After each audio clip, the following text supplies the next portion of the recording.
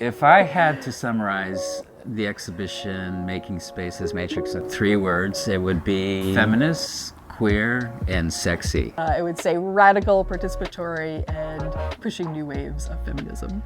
Making Space as Matrix has 2 parts to it. One is archival, and the other is showing student and faculty work. So the archival part, which I curated, puts together 2 feminist practices from the 70s and 80s, one New York-based and one London-based. Susana Torre was a glass ceiling breaker, a feminist practitioner in New York. She has a canonical essay in the Heresies Collective. This collective was a group of mostly feminist artists, and she was the lone architect in the group.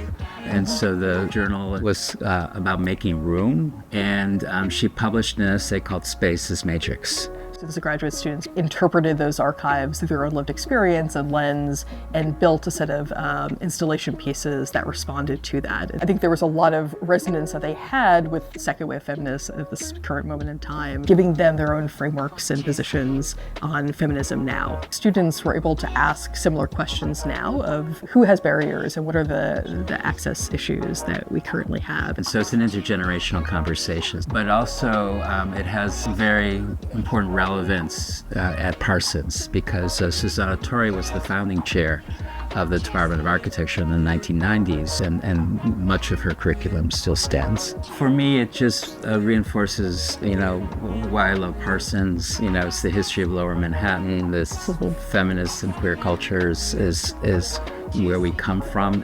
Really beautiful to come together and to bring these practices alive in the current day.